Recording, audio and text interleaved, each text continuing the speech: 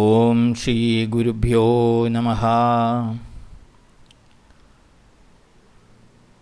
ജിമ്മിൽ പോയി കൈയുടെ മസിൽ മാത്രം വളരാനുള്ള വ്യായാമം ചെയ്യുന്നത് പോലെയുള്ളതാണ് ഇന്നത്തെ വിദ്യാഭ്യാസ സമ്പ്രദായം. അങ്ങനെ ചെയ്താൽ ആ ഭാഗത്തെ മസിൽ മാത്രം വികസിക്കുകയും ശരീരത്തിൻ്റെ ബാക്കി ഭാഗങ്ങളെല്ലാം അനുവാദമില്ലാതെ വികൃതമായി തീരുകയും ചെയ്യും. ഇതുപോലെ ബുദ്ധിയും ഓർമ്മശക്തിയും മാത്രം വികസിപ്പിച്ച് മനുഷ്യനെ ഏറ്റവും ഉൽപ്പാദനശേഷിയുള്ള യന്ത്രങ്ങളാക്കാൻ ഉതകുന്ന വിദ്യാഭ്യാസമാണ് ഇന്ന് നിലവിലുള്ളത്. വാക്കിലും ചിന്തയിലും പ്രവൃത്തിയിലും കാഴ്ചപ്പാടിലും സംസ്കാരത്തിൻ്റെ തെളിമ പകർന്നു നൽകുന്നതായിരിക്കണം യഥാർത്ഥ വിദ്യാഭ്യാസം. അത് സകല ജീവരാശികളുടെയും അഖണ്ഡതയെക്കുറിച്ചുള്ള ബോധം മനുഷ്യനിൽ ജനിപ്പിക്കുന്നതാകണം. എനിക്കെപ്പോഴും വിജയിക്കണം എന്നാണ് എല്ലാവരും ചിന്തിക്കുന്നത്.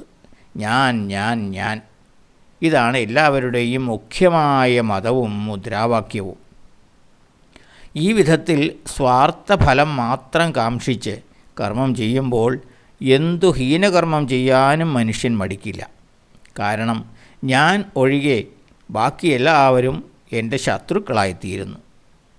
എല്ലാം സ്വന്തം കൈപ്പിടിയിൽ ഒതുക്കാനുള്ള മനുഷ്യൻ്റെ അന്ധമായ ഈ മത്സരബുദ്ധി അവൻ്റെ പ്രവൃത്തികളെ ആത്മാർത്ഥതയില്ലാത്തതും അപൂർണങ്ങളുമാക്കുന്നു. കർമ്മത്തിൽ ചെലുത്തുന്ന സന്തോഷവും പങ്കാളിത്തവുമാണ് ഫലത്തെ പൂർണ്ണതയിലെത്തിക്കുന്നത്. ആത്മാർത്ഥമായ സഹകരണവും സൗഹൃദവുമാണ് ഉൽപ്പാദനശേഷിയും ഗുണമേന്മയും വർദ്ധിപ്പിക്കുന്നത്. അന്ധമായ മത്സരമല്ല. അതാണ് വ്യക്തിയെയും സമൂഹത്തെയും ഉയരങ്ങൾ താണ്ടാൻ സഹായിക്കുന്നത്. തേനീച്ചകളെ ശ്രദ്ധിച്ചിട്ടില്ലേ? അവയുടെ ഉൽപ്പാദനശേഷിയുടെയും തേനിൻ്റെ ഗുണമേന്മയുടെയും പരിശുദ്ധിയുടെയും രഹസ്യം എന്താണ്?